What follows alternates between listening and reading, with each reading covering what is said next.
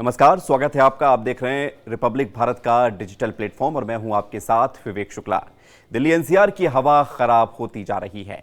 सर्दियों की शुरुआत और सर्दियों में लगातार इस तरह की स्थिति बनती है। पिछले कई सालों से हम ये देख रहे हैं कि तमाम प्रयास सरकार के द्वारा किए जाते हैं, दावे किए जाते हैं, लेकिन वो सारे प्रयास और दावे खोखले साबित हो रहे हैं। दिल्ली में एक्यूआई बेहद खराब स्थिति तक पहुंच गया है। आखिर क्यों ये स्थिति बनती है, ये भी हम आपको बताएंगे। इसके अलावा ये भी आपको बताएंगे कि आपको करना क्या है।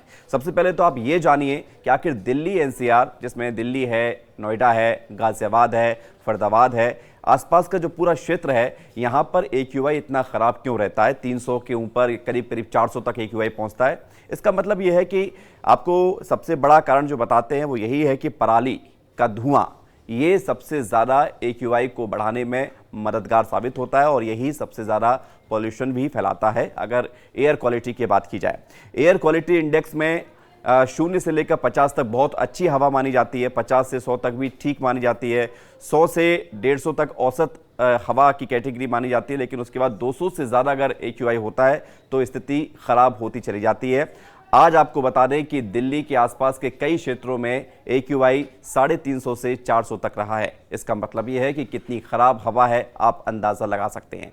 तो पराली का धुआं, वाहनों का धुआं और दिवाली पर छोड़े गए पटाखों का धुआं एक सबसे बड़ा कारण है जो कि दिल्ली एनसीआर में हवा को ख़राब कर रहा है। अब आपको ये बताते हैं कि इससे आपको बचना कैसे है।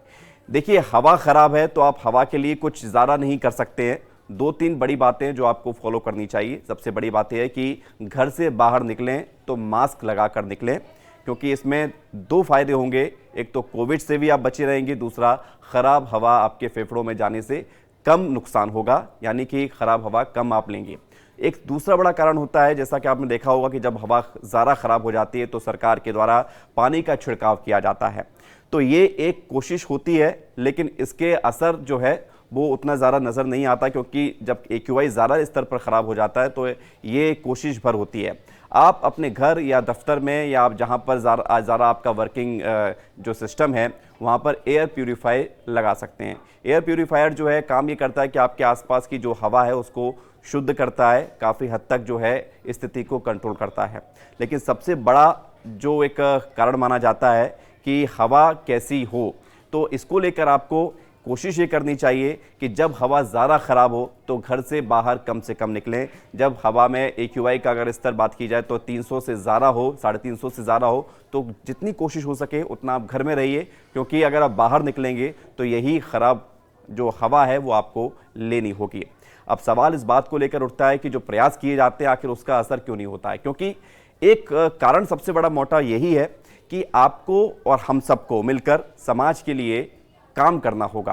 खाली दोष देने से कुछ नहीं होता है। आपको हमको मिलकर ये कोशिश करनी चाहिए कि वाहनों का इस्तेमाल कम से कम करें। जो हम कर सकते हैं वो हम करेंगे तो इसका फ़ायदा हमें भी मिलेगा, बाकी लोगों को भी मिलेगा।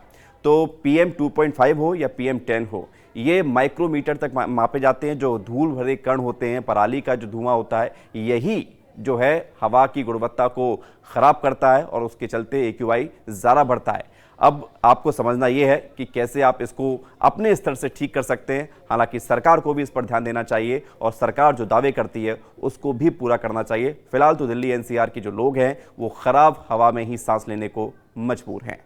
फिर मुलाकात होगी आपसे किसी और नए विषय के साथ। नमस्कार।